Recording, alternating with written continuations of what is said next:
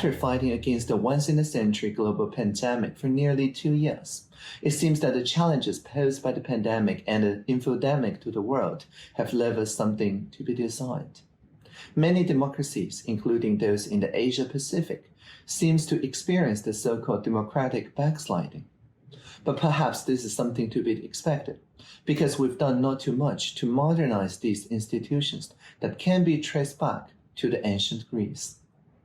But I believe our democracy, by contrast, have shown us how we can strengthen and deepen democracy across the Asia-Pacific with citizen engagement.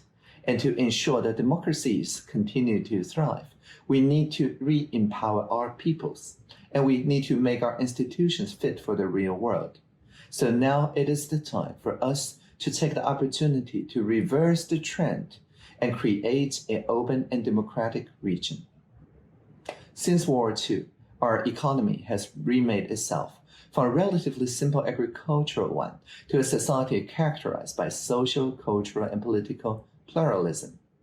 After our first direct presidential election in 1996, which is right after the popularization of the World Web, the internet and democracy evolved here and spread side by side. And today, our citizens understand that democracy is like any social technology. It is only enriched when people work together to improve it. So how do we begin? The answer is simple. We should begin by harnessing the energy spread across sectors as a driving force for policy innovation. We should work with the people, not just for the people, in public policy making. In other words, we should strive to release the power inherent in the crowdsourcing of democracy. When it comes to solve problems, a government should not just look to formulate top-down policies, but should instead build what I call people-public-private partnerships that are guided directly by the needs and ideas of the people. So we're continually implementing programs to encourage such partnerships.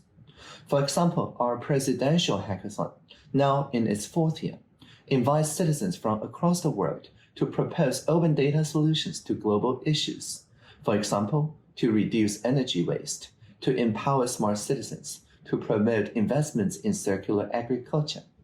And this event is an opportunity for the social, public, and private sectors to collaborate on digital innovations to link data across sectors, co-create data coalitions to solve real problems. And the winning teams are invited to participate in government initiatives and the system they built, while they receive support from the public or private sectors as appropriate. Such cross-sector partnerships also play an important role in Taiwan's success against the pandemic. In early 2020, when we were short on face masks and individuals were panic buying, we instituted a rationing scheme. We also released an API, that's the Application Programming Interface, to provide the public with real-time location-specific data on mask availability. And this led to the creation of hundreds of interactive maps, offering details about where masks are in stock and their numbers, created by social entrepreneurs, including the G0V or G0 community. Similarly, early measures to record the contact tracing information of those entering or leaving venues led to the quick development of the 1922 SMS check-in system. This contact tracing system is very intuitive and app-free. It's very easy to use while maintaining one's privacy. Anyone can use their phone number to see whether a contact tracer have accessed their data in the past 4 weeks.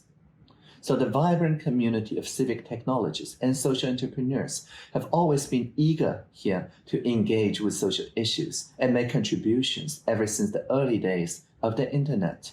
They are individuals who stand ready to further the democratic values. By trusting our citizens and by lowering barriers to democratic participation, we can create social innovations that stand the test of time. So I believe the solution for the Asia-Pacific to counter the challenge is very simple. Start designing spaces that are open for everyone to participate so that people from across different sectors can unite and chart the way for an inclusive and resilient future.